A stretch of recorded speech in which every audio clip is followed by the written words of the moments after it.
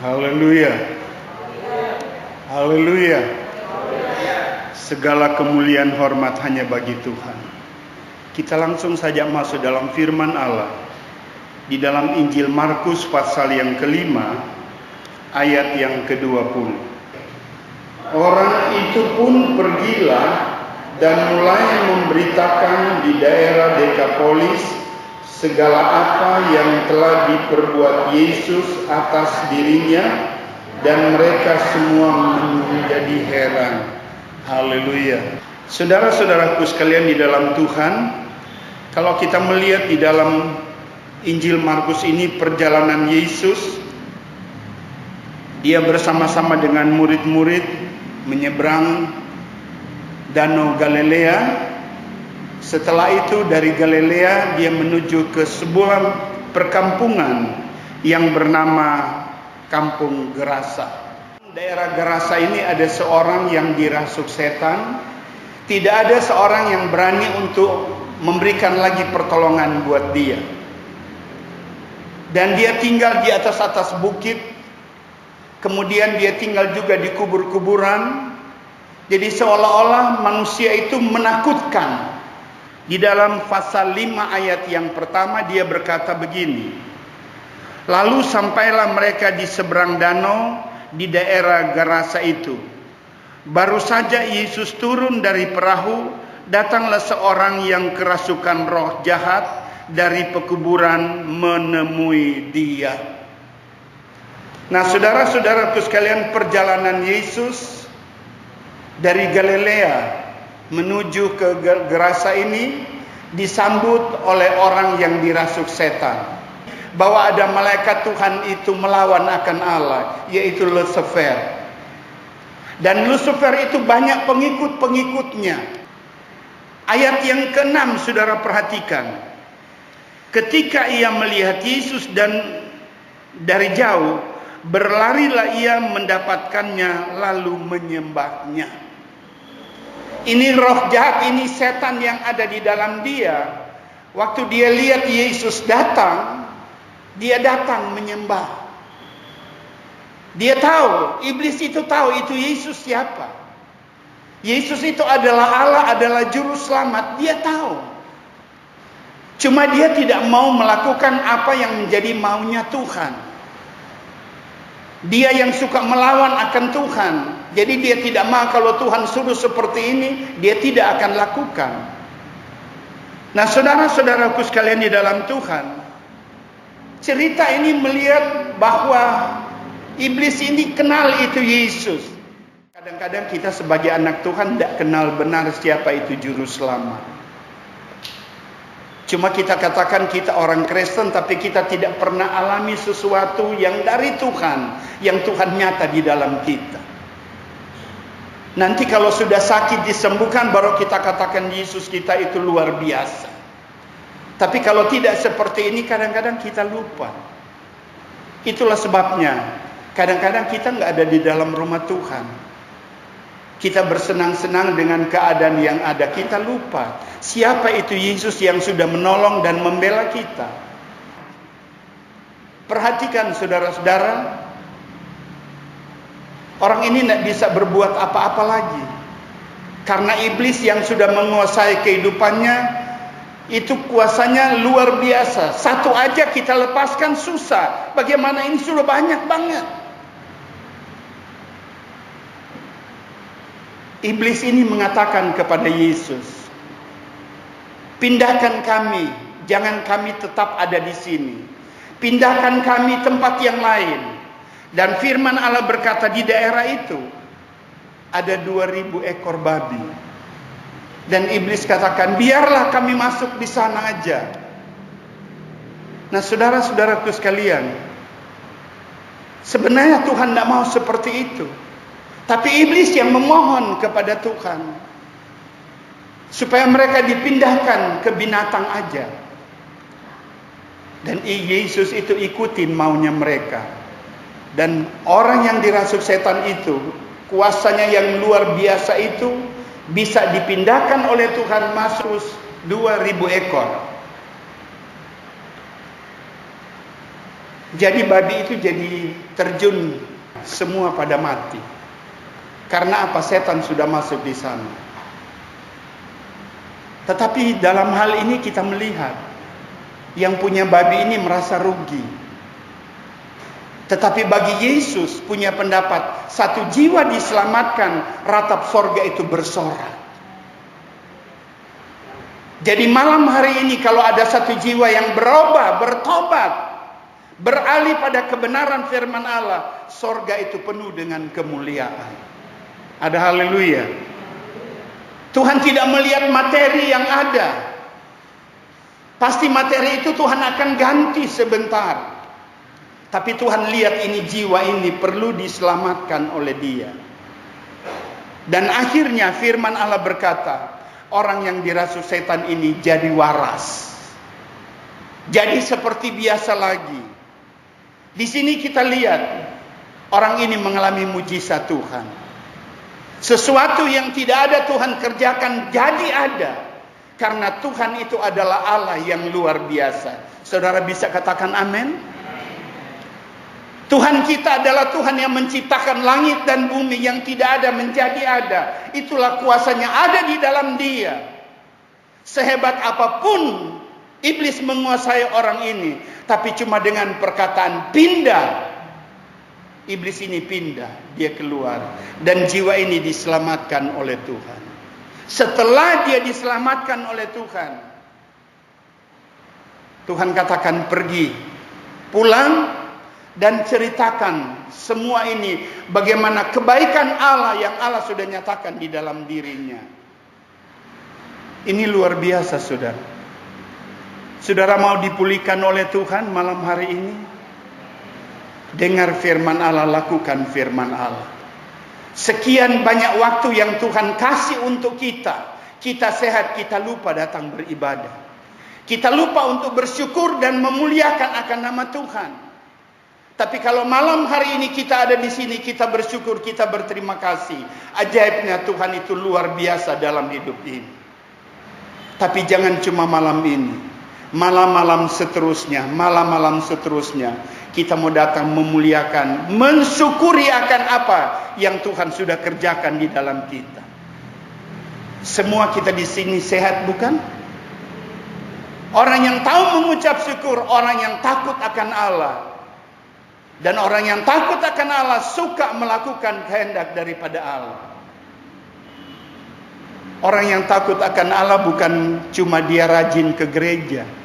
Memang itu firman. Ibrani 10 ayat 25 dia katakan jangan tinggalkan ibadah seperti apa yang dikerjakan, biasanya dikerjakan. Jadi ibadah itu penting.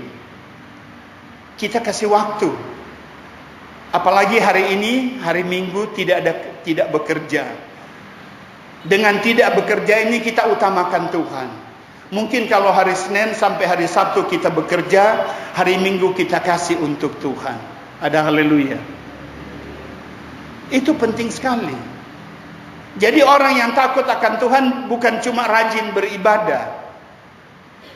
Firman Allah berkata, kita harus memberikan persembahan.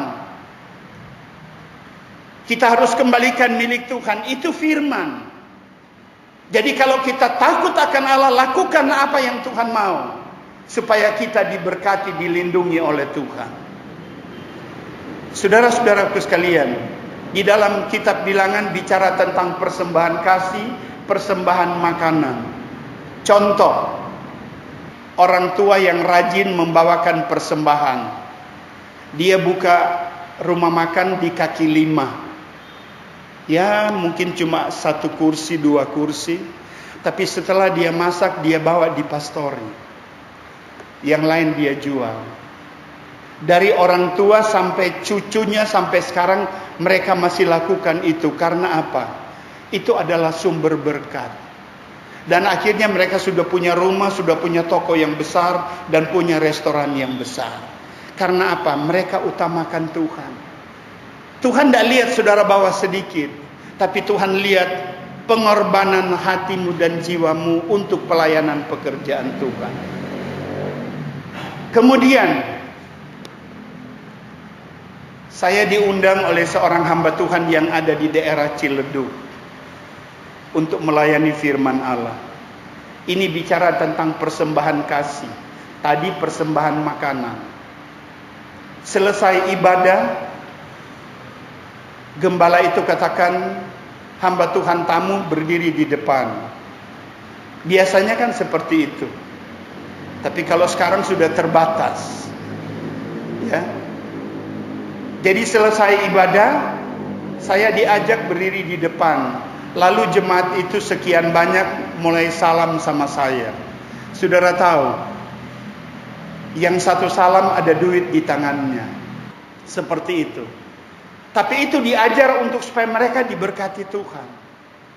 Karena mereka tahu kalau mereka memberi, mereka akan diganti oleh Tuhan sendiri. Karena mereka rasa itu diberkati Tuhan. Itu soal-soal begitu ya, kalau dilihat cuma soal kecil, tapi itu besar di mata Tuhan.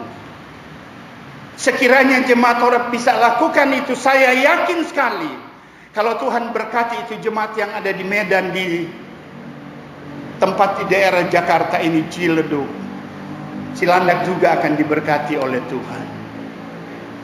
Tapi bagaimana kita sebagai anak-anak Tuhan untuk melakukan kehendak Tuhan? Kita harus takut akan Tuhan, lakukan kehendak Tuhan, supaya Tuhan akan memberkati. Dia akan memberikan kita kekuatan dan kesehatan. Satu kesaksian pada pemuda ini, karena beberapa waktu yang lalu dia diserang dengan sakit sampai dia nggak bisa jalan. Saya berdoa, Tuhan, pemuda ini dia datang di Horeb jalannya lurus. Saya tidak mau lihat dia berjalan seperti yang saya lihat kemarin. Karena Yesus punya kuasa, dan kuasa itu dahsyat adanya. Dan buktinya sampai malam ini pemuda itu ada dia dengan keadaan yang sempurna. Sekali Tuhan tolong, pasti untuk seterusnya Tuhan akan tolong. Saudara percaya? Yesus itu tidak pernah berubah dengan kuasanya. Kalau orang lain Tuhan tolong, kita juga Horeb akan ditolong oleh Tuhan. Orang ini mendapatkan satu kemenangan, kebebasan. Dia dipulihkan oleh Tuhan. Yohanes pasal yang kelima, ayat yang ketujuh, dia berkata begini. Jawab orang sakit itu kepada Yesus, Tuhan, tidak ada orang yang menurunkan aku ke dalam kolam itu apabila airnya mulai goncang. Dan sementara aku menuju ke kolam itu, orang lain sudah turun mendahului aku. Perhatikan saudaraku sekalian, ada sebuah kolam yang bernama Bethesda. Dan di kolam itu, di sekitar kolam itu, firman Allah menjelaskan banyak orang yang sakit. Orang yang lumpuh, orang yang buta, dan lain-lain sebagainya. Kolam itu airnya itu akan berkocak, akan bergerak kalau malaikat Allah itu turun. Malaikat Allah turun dan dia mulai kocakkan itu air. Dan firman Allah berkata, sementara air itu dikocakkan oleh malaikat, siapa yang duluan turun, dia disembuhkan oleh Tuhan. Nah, di sana ada seorang 38 tahun dia sakit. Sekarang dia berada di dekat kolam Bethesda. Rupanya di sana Tuhan datang di kolam Bethesda. Dia tidak menampakkan diri. Tetapi kalau air itu sudah berkocak, ada yang duluan turun, dia akan sembuh dan jadi sembuh. Saudara, Tuhan Yesus melihat keberadaan orang ini yang 38 tahun sakit. Akhirnya Tuhan datang kepadanya. Tuhan katakan, maukah engkau sembuh? Saya mau turun tapi tidak ada orang yang bisa bantu. Dia mengeluh sama Tuhan. Tidak ada orang yang bisa bantu dia untuk turun di kolam itu. 38 tahun. Sebagai manusia mungkin sudah patah semangat.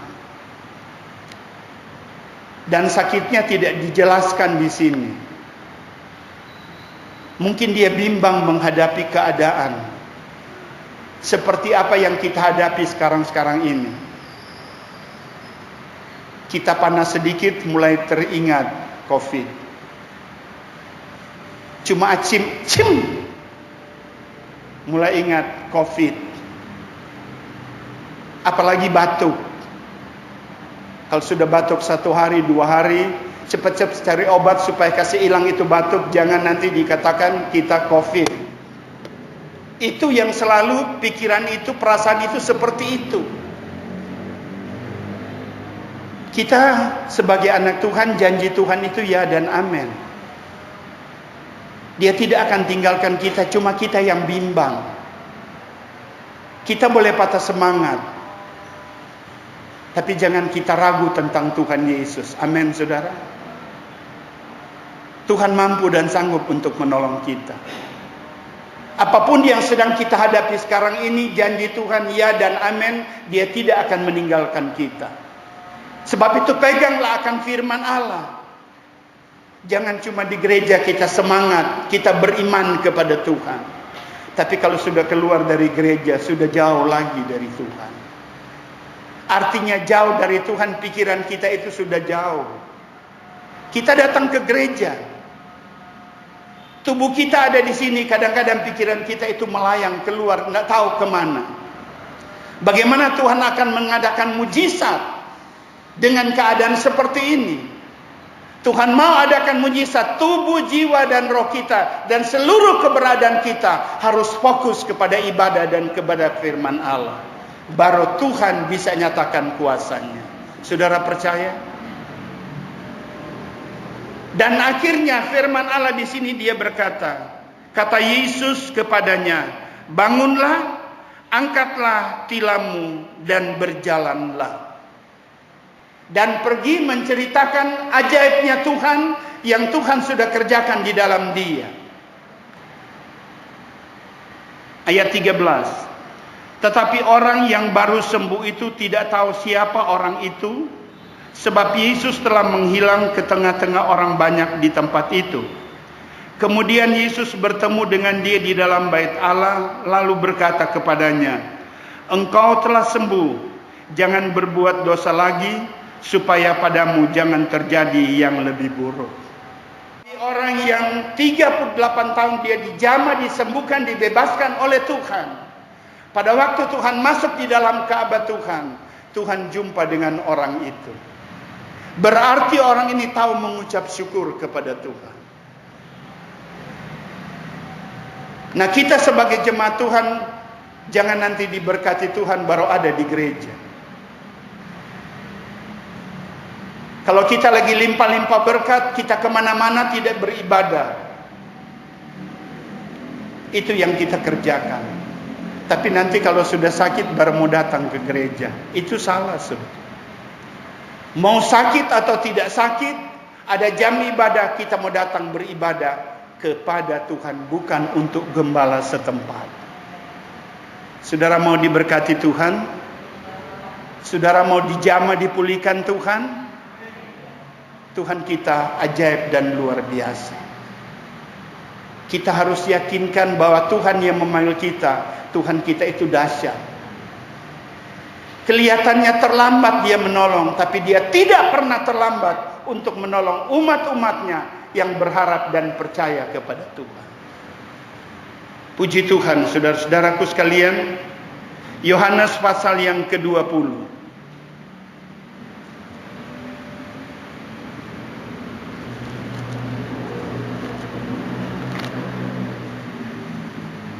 Injil Yohanes pasal yang ke-20 bicara tentang iman kepada Tuhan. Orang ini beriman, dia yakini, dia percaya. Itulah sebabnya firman Allah di sini dia katakan, berbahagialah mereka yang tidak melihat namun percaya. Percaya kita itu harus full. Jangan ada embel-embelnya. Jadi percaya kita bagaikan gelas itu diisi air sampai luber. Harus penuh. Baru Allah mengadakan perkara yang dahsyat. Kalau cuma setengah airnya, 3/4, saudara tidak akan mengalami apa-apa dari Tuhan. Tuhan mau semua full. Penuh dan penuh. Permasalahan apa yang saudara bawa malam hari ini? Dia sanggup untuk menolong saudara. Dia akan menolong dan membela dalam kehidupan saudara. Kita berkata kepada Tuhan, kita mau lakukan yang terbaik bagi Tuhan malam hari ini. Apalagi kita menghadapi minggu yang pertama di dalam bulan yang baru ini. Oh, masalah lepas masalah terlalu banyak yang kita hadapi. Kita mau lari kemana, saudara? Kita hanya lari di bawah kaki salibnya Yesus. Karena Yesus menjadi kekuatan di dalam kehidupan kita. Kita bagaikan orang yang 38 tahun dia sakit, dia menderita. Sebagai manusia, aduh sampai kapan seperti ini? Tetapi Tuhan datang. Mata Tuhan tertuju kepada orang itu. Karena orang itu perlu dijamah, ditolong. Dan malam ini juga mata Tuhan tertuju kepada saudara. Engkau datang dengan persoalan hidup. Mungkin pekerjaanmu, usahamu, dan lain sebagainya. Tuhan yang tahu. Itulah sebabnya fokus kepada firman Allah. Dengar firman Allah, lakukan firman Allah, supaya ajaibnya Tuhan itu berlaku dalam hidup saudara. Memang menghadapi keadaan sekarang capek, takut dan bimbang menghadapi keadaan sekarang hari ini. Kita tidak perlu bicara tentang COVID lagi. Biarinlah COVID itu berjalan seperti itu. Pasti dia akan berlalu. Tapi kita yang sebagai anak-anak Tuhan, siapkan diri kita setia kepada Tuhan, maka pembelaan Tuhan akan menyertai kita. Yang penting saudaraku sekalian, apa yang diminta oleh pemerintah, kerjakan itu. Kalau kita melawan apa yang pemerintah katakan, kita yang repot sendiri. Tapi kita percaya bahwa kuasa Tuhan itu ada sampai pada hari ini. Yaitu kuasa kesembuhan, kuasa pertolongan, kuasa pemberi berkat itu akan memberkati dalam kehidupan kita malam hari ini. Sebentar kita akan makan perjamuan Tuhan.